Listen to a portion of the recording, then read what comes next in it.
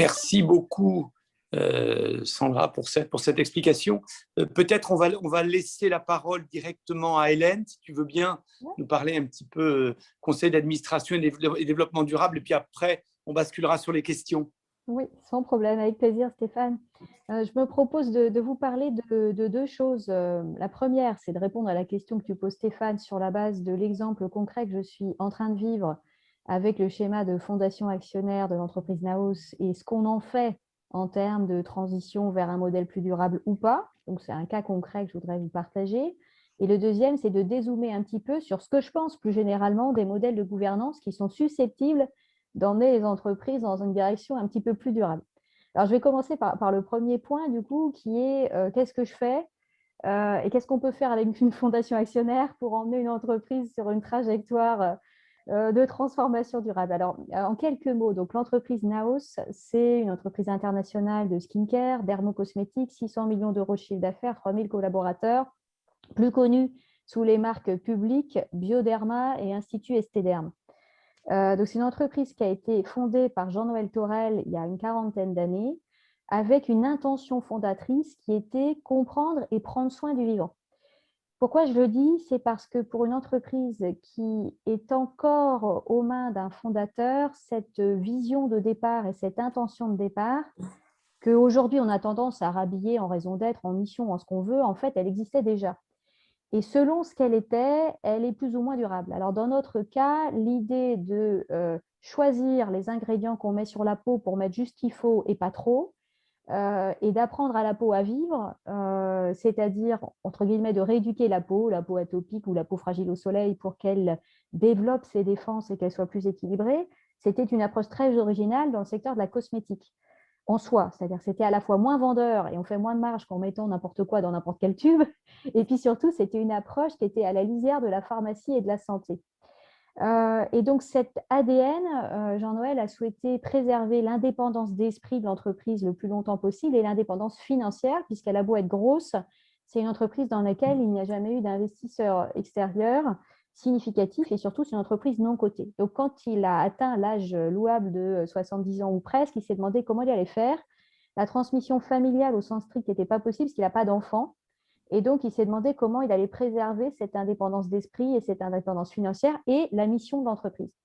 Il s'est intéressé du coup aux schémas dits de fondation actionnaire qui sont peu courants en France puisqu'il y en a une quinzaine alors qu'il y en a des centaines en Allemagne, en Suisse ou au Danemark par exemple, et des très connus comme la fondation actionnaire Bosch ou Velux ou Rolex pour en citer que trois, mais il y en a plein d'autres.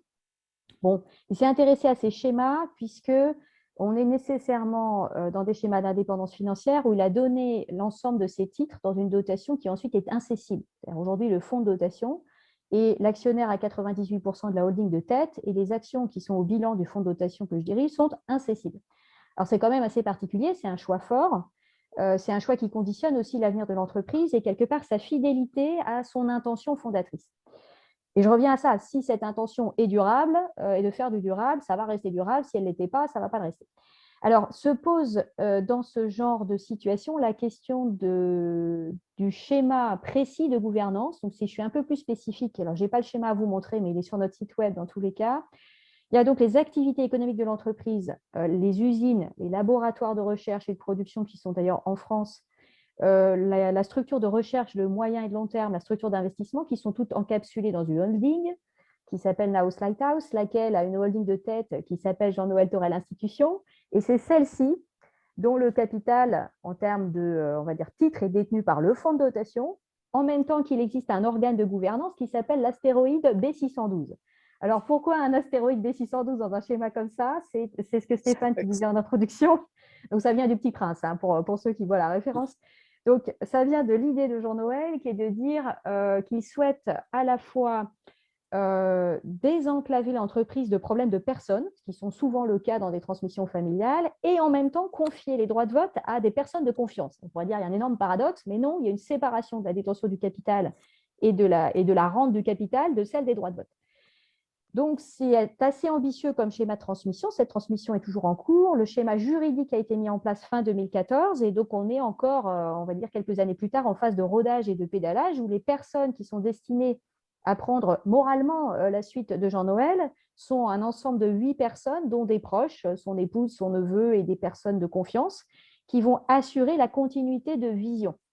Alors, est-ce que ça fait quelque chose de durable au sens financier et au sens écologique et social?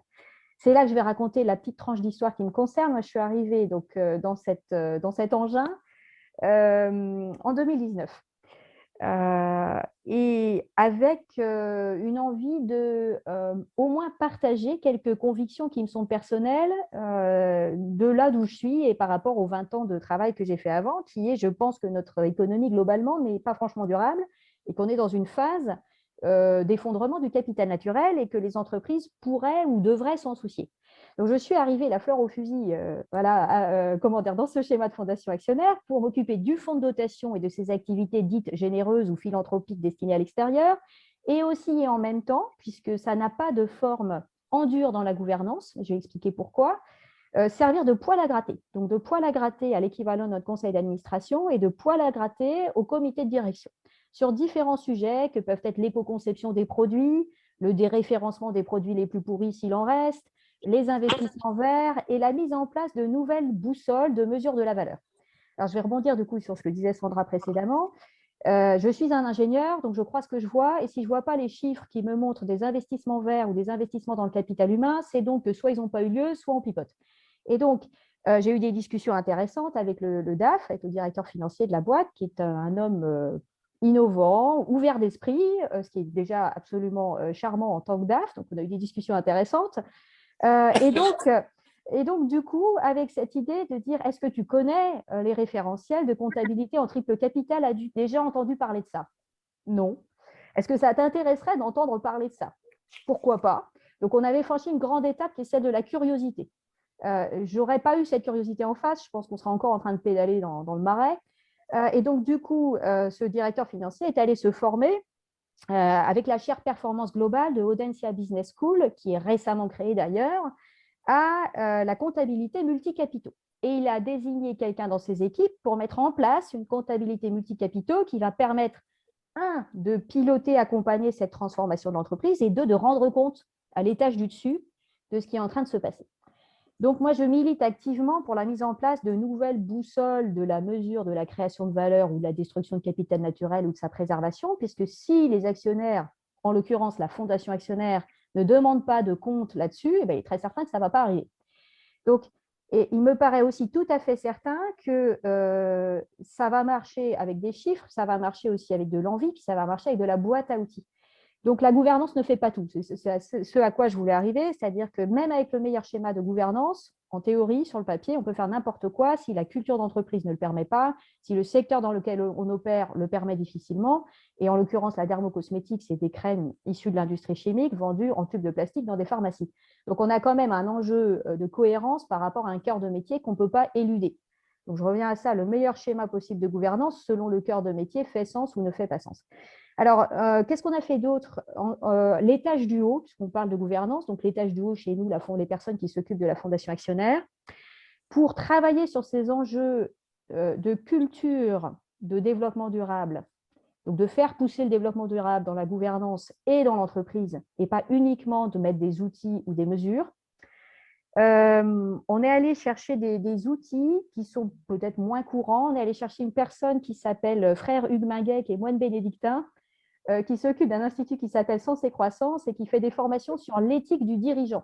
Attention, j'ai bien dit l'éthique du dirigeant, je n'ai pas dit l'éthique des affaires. Hein. Donc, le sujet, ce n'est pas compliance, machin, c'est est-ce que les dirigeants savent se poser des questions sur l'éthique et est-ce qu'ils ont une grille de décision éthique et si oui, laquelle? Et donc, frère Hugues n'est pas là pour imposer sa grille, il est là pour outiller cette réflexion d'éthique du dirigeant à tous les étages, y compris du côté des actionnaires. C'est extrêmement fructueux parce que ça permet de travailler sur le socle de valeurs communs, ça permet de mettre sur la table des sujets qu'on n'a pas envie de mettre sur la table d'habitude, le court terme, le long terme, l'intérêt économique de l'entreprise, l'intérêt général, bref, un certain nombre de sujets qui fâchent. Et de faire ça avec un tiers, une personne de confiance auprès de qui on peut s'en ouvrir. Donc, au niveau de la gouvernance, pour moi, c'est aussi important que le chantier sur les boussoles, c'est le chantier sur la culture des personnes qui composent cette gouvernance. Puis ça, c'est long. C'est-à-dire que la bataille des idées, c'est plus long que la boîte à outils.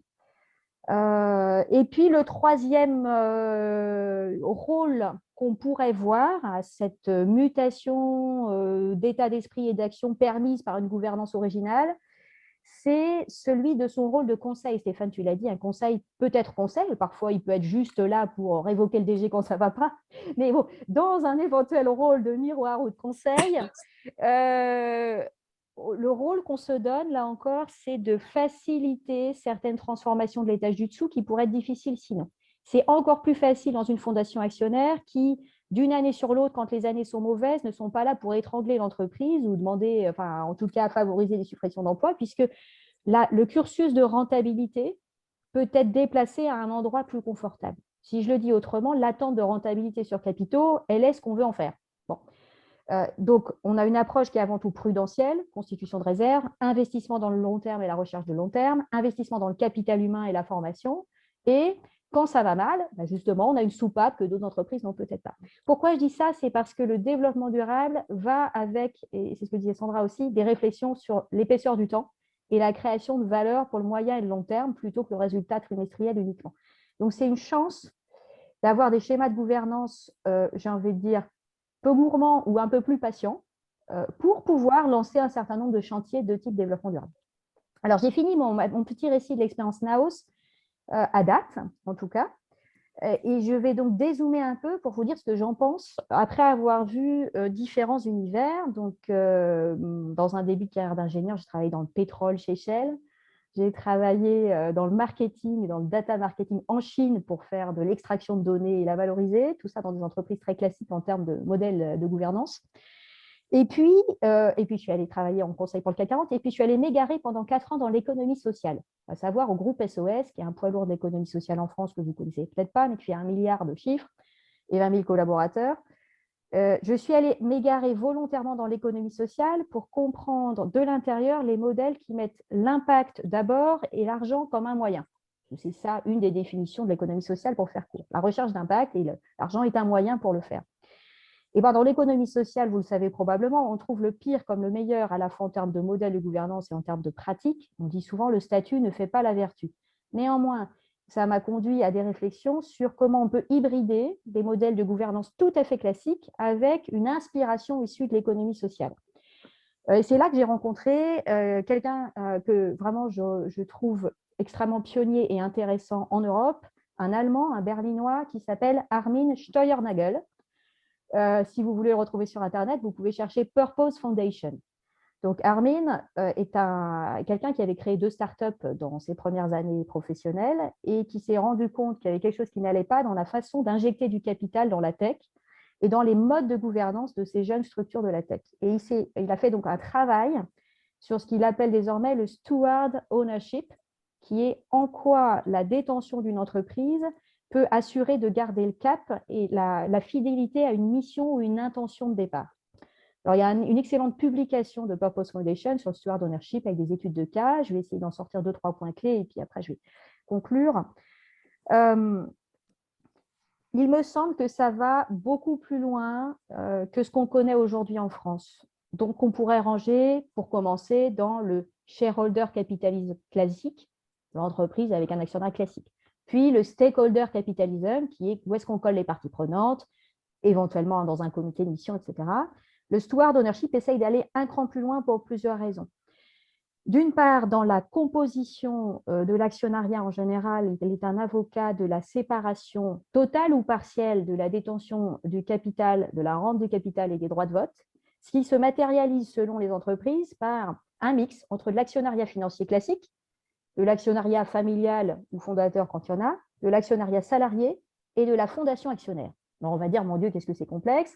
En réalité, oui, c'est complexe, mais dans le même temps, c'est efficient, d'après les cas, en tout cas, sur lesquels ils ont travaillé, en termes d'équilibrage des pouvoirs et en termes de décision orientée vers le moyen terme. Et je reviens à l'exemple précédent, quand on a certains organes qui permettent de prendre en compte le moyen terme, ça va mieux que si on ne les a pas. Par ailleurs, le plus souvent, la fondation actionnaire dans ces structures a un rôle de droit de veto.